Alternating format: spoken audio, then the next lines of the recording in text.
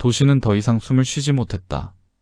길거리의 전광판에는 원달러 환율이 매분마다 바뀌었고 사람들의 표정은 환율 그래프처럼 요동쳤다. 커피 한 잔이 9,000원을 넘어섰고 달걀 한 판은 금값이 되었다. 지옥문이 열렸다는 표현이 더 이상 비유가 아니었다. 현실이었다. 리짜이밍 정부는 경제 위기를 일시적 현상이라며 부정했다. 하지만 사람들은 이미 알고 있었다. 모든 게 무너지고 있다는 사실을. 기업들은 정부가 내놓은 법안들에 질식해갔다. 노동자 보호 강화법, 최저임금 급상승법, 부유세 확대안, 이익환수 강화 조항 그럴듯한 이름 뒤에는 기업을 묶어두려는 족쇄가 감겨 있었다. 리짜이밍은 기업이 돈을 너무 많이 번다고 주장했지만 그가 만든 법안은 결국 기업의 발을 묶었고 투자자들은 하나둘 해외로 떠났다. 3개월 만에 주요 상장기업의 40%가 해외 법인으로 이전했다. 국가를 위해 희생하라는 구호는 공허하게 울렸다. 서울의 아파트는 이제 서민이 아닌 전설 속 존재가 되었다. 불과 1년 전 10억 하던 집은 25억을 넘어섰다. 원화 가치는 바닥을 쳤고 외국 자본이 밀려들며 부동산 시장을 집어삼켰다. 이건 투기가 아니라 생존이에요. 사람들은 외쳤지만 이미 늦었다. 리짜이밍 정부는 부동산 가격 폭등의 원인을 투기 세력 탓으로 돌렸다. 그리고 특별조사국을 신설해 집값 조작 음모를 조사하기 시작했다. 누군가가 뒤에서 조종하고 있다는 근거 없는 믿음이었다. 하지만 리짜이밍은 믿었다. 그는 언제나 믿음이 강한 사람이었다. 자신의 믿음이 곧 진실이라고. 경제가 무너질수록 리짜이밍은 피자 쿠폰을 더 자주 뿌렸다. 국민의 마음을 따뜻하게 치즈처럼 녹이자. 그의 참모들이 만든 슬로건이었다. 처음엔 국민들도 웃었다. 그래, 그래도 피자 한 판은 먹을 수 있잖아.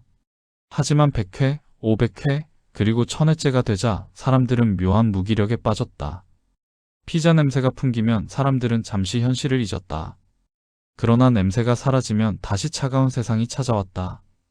경제 위기의 원인을 찾지 못하던 리짜이밍은 점점 광기에 빠져들었다. 그는 밤마다 국정회의실에 홀로 앉아 지도 위에 핀을 꽂았다. 여기다 분명히 여기에 조종자가 있다. 그의 눈은 피로하게 충혈되어 있었다. 참모들이 조심스럽게 말했다. 대통령님, 그건 근거 없는 소문입니다. 하지만 리짜이밍은 단호했다.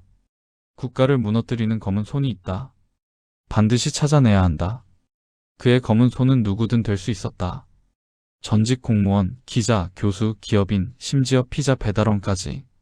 한 번 찍히면 끝이었다. 조사는 곧 체포로, 체포는 곧 자백으로 이어졌다. 리짜이밍은 국가의 적을 척결했다고 발표했고 국민들은 텔레비전 속 그의 미소를 보며 박수를 쳐야 했다. 도지는 평범한 청년이었다. 일자리도 미래도 희망도 없었다.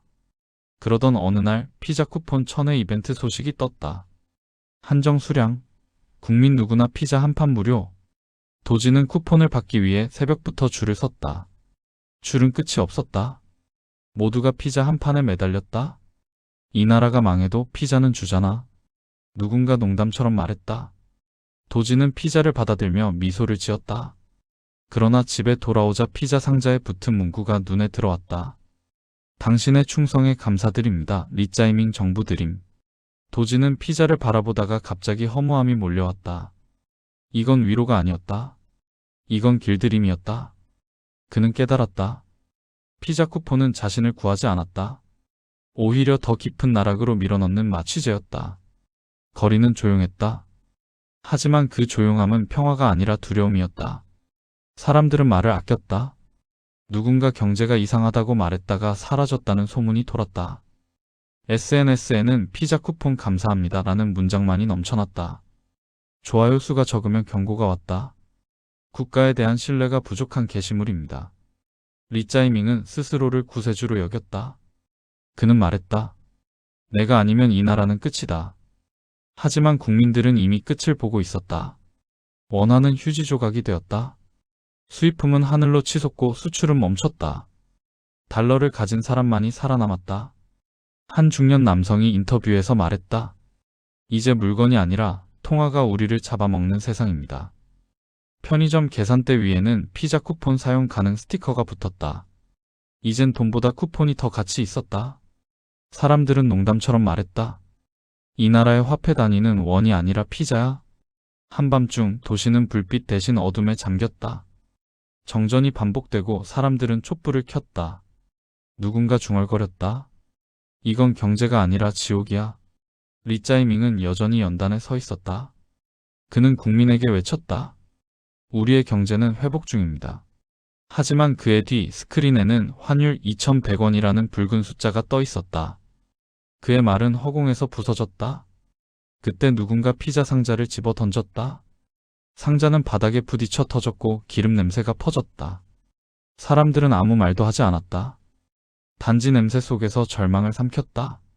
다음날 뉴스는 평소와 같았다. 리짜이밍 대통령, 국민과의 치즈 대화 성료. 피자 쿠폰 1,001회 발급 예정. 사람들은 다시 줄을 섰다. 도지도 그 줄에 섰다. 그는 자신이 뭘 하고 있는지 알았다. 하지만 선택지가 없었다. 그는 속삭였다. 이건 희망이 아니라 최면이야. 그래도 배고프니까? 줄은 길었다.